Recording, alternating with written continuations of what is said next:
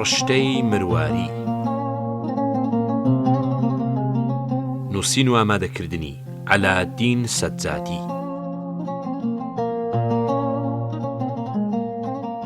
ئەم بەرهەمە لەلایەن دەستگای چاپ و بڵاوکردنەوەی کوردستانەوە چاپ کراوە.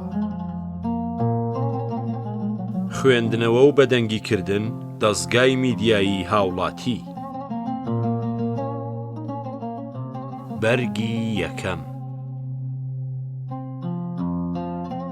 قسەی نەستاق.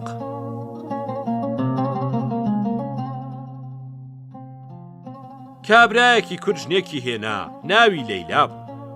ڕۆژێک شەڕی لەگەڵ مێردەکەی کرد، مێردە دەنگی نەکرد. ڕۆژێکی تر هەندێشت و مەکیشکاند، هەر دەنگی نەکرد. جارێکی کە دیسان کاسە و کەوسکەکانی بەملاو بەولادا بڵاو کردەوە فڕێیدان. کابرای تر پێ هەڵنەگیرا، گەلێ زنێویدایە.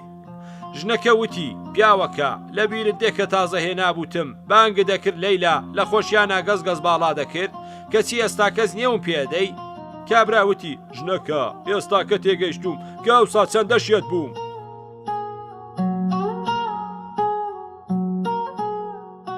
کابرایەکی کورد میوانی ماڵێک بوو. شەو لە دوای نان خواردن بە خانە خوێکەی وت دەمم تاڵە ئەگەر هەیە شیرینیەکم بۆ پەیداکە. خانە خوێکە وتی خورمامان هەیە و مێوژیشمان هەیە، کامیان ئارەزووەکەی بۆت بێنم. کابراژ وتی خورمش.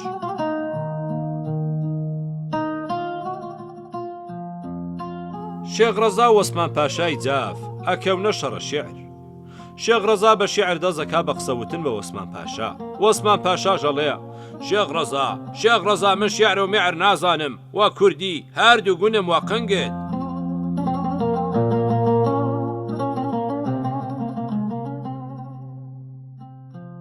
کابرایەکی لەیلاخی تووشی کابرایەکی گەڵباخی بوو. لێی پرسی برا ناوت چەس؟